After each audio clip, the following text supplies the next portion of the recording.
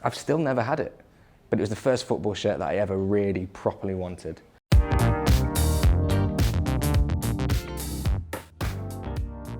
Hi, I'm Joe Dempsie and this is my favourite fives. Okay, I can't quite believe I'm holding this. This is Viv Anderson's match-worn shirt from the European Cup final in Madrid in 1980. I mean, upon seeing that you guys had this, there was no other option for the first shirt. But even regardless of that, this shirt that Forest wore in 1979 and 1980 when they won the European Cup twice, is kind of the shirt that for me started off this obsession, which you guys have facilitated so dangerously. But yeah, I mean, I just think as a Forest fan, obviously the European Cup wins in 79 and 80 were the pinnacle of our achievement to date in some ways. You know, as it still hangs over the club at present. It's the reason why our fans still expect so much from Forest, and just an incredible story of how they got there. You know, a team of misfits and what many people thought were has-beens being brought together under this incredibly charismatic manager, the like of which we will never see again, Brian Clough, to rise up and win the European Cup twice.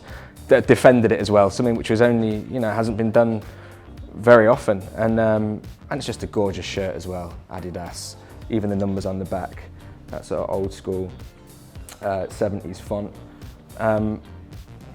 Yeah, number one, had to be.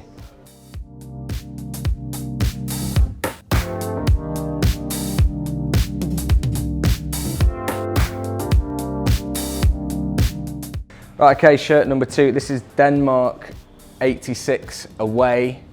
I mean, this was from what I know of this Denmark side, they were a very sort of talented team that were maybe dark horses for the World Cup, but I mean, obviously a few years later in '92 was when they won the European Championship. I think that's when this team really kind of came into its own. But I've always loved this shirt just purely from a design point of view. I think there are periods for me in time where certain kit manufacturers just were doing incredible things, and I think that this era of Hummel, I think around about the same time in the 80s they had some of those amazing Spurs strips as well. I just think they're the classiest, one of the classiest kit manufacturers out there.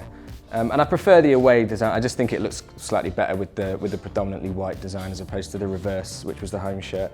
I just think, yeah, aesthetically incredibly pleasing.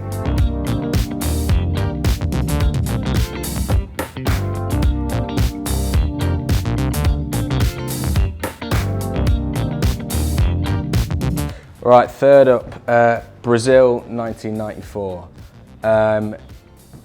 For a couple of reasons. I mean, I think in terms of, you know, there are certain teams out there for whom the design of their kits never really changes all that much. Those like classic, the things we're all, you know, we've all grown up with, like AC Milan, Barcelona, Brazil are absolutely one of them. And I think that even in the canon of Brazil shirts, this has always been my favourite. But first and foremost, it's because it's the tournament that I remember watching and being invested in first, was the World Cup in '94, which is weird because neither Scotland, who I support in international football, nor England were actually at the tournament. But I think I was at an age where I was starting to really get into football and understand it a lot better. And this Brazil team of like Romario and Bebeto and Dunga, you know, I was invested in it. I knew about them all, and I was allowed to stay up late to see the penalty shootout. And so I think that will always, you know, everyone remembers the first World Cup or the first Euros that they properly understood, and World Cup '94 was mine. And I remember afterwards, when Brazil won, I was obviously like a little glory supporter then. I wanted the shirt, but we couldn't find it in a kid's size anywhere in the Nottingham area. So I've still never had it. But it was the first football shirt that I ever really properly wanted. So it had to get in there.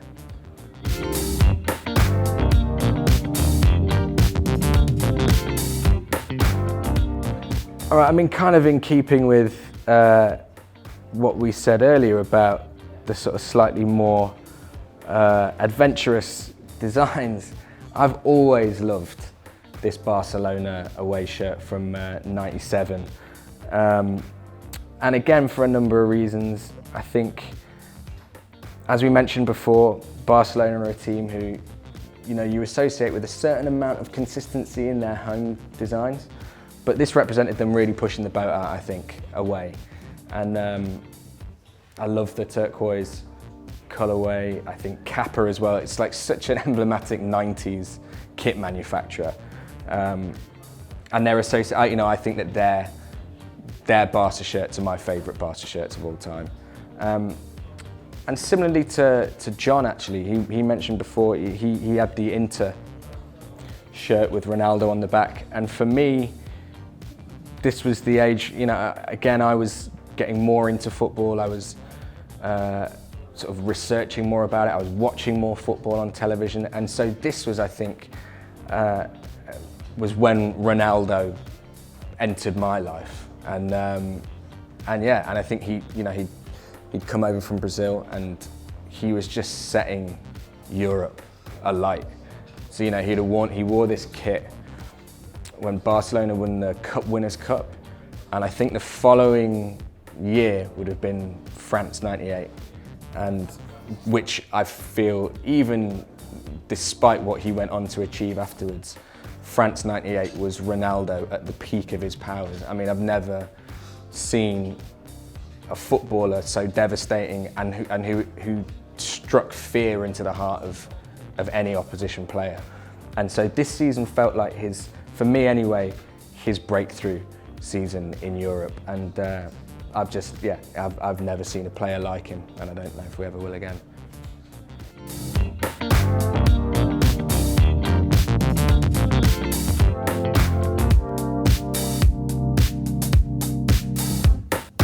All right, final choice.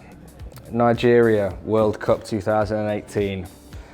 For a number of reasons. Firstly, there's a great story. I've got one, and there's a great story behind how I got one. It was quite hard to get one when they came out, and I think that's part of the reason why I chose this, is because for me this shirt represents football shirt culture being recognised by the mainstream now and by big kit manufacturers like Nike. Because I remember when John and I were actually filming Game of Thrones. We were shooting The Long Night when they dropped the design for this shirt on the internet, and the internet went crazy for it. And then as the tournament got closer and closer, the shirt still wasn't for sale, because I think everyone had seen it, the design drop online, and said to themselves, oh, I quite like that, I think I'm going to get that Nigeria shirt. And then it just still wasn't available in the shops. And I remember going into Nike Town and asking one of the guys that worked there, I was like, when is this Nigeria shirt going to drop? Because the tournament's like a fortnight away. He said, oh, just keep your eye on the website. I think we're not quite sure yet, they're not telling us. And so I said to him, I was like, look, I've got a sneaking suspicion about something. I think that because of how popular the design was online, they might restrict the run of this shirt. Like, do you think that's going to happen? And he gave me this wry smile and said, yeah, I think that's probably the idea. So just keep checking the website, and yeah, they'll make an announcement at some point soon. And I mean, as anyone who read the news that day, it was mayhem. Like, there were queues outside Nike Town, and it was limited edition, and they were immediately swapping hands online for hundreds of pounds. And whether that's a good or a bad thing for someone who's been collecting shirts for 15 years, I don't know, but it felt like vindication for me that all this time I've been spending money on old second-hand footy shirts, and it feels like over the past 5 years, the climate's changed. You've got places like this where there's, people want to come through and want to spend hours sifting through all these old shirts, the nostalgia that's imbued in all of them. And there's a real market for it now. Not that I'm ever interested in selling my shirts, but it's just, I just think football fashion and football culture as a whole has really grown over the last few years, and I feel like this shirt and the hoo-ha surrounding it is sort of representative of that. And also, just look at it. I mean, you know, this is Nike pushing the boat out a bit, and I think more power to them. And I think this is what more of the brand should be doing. It's beautiful.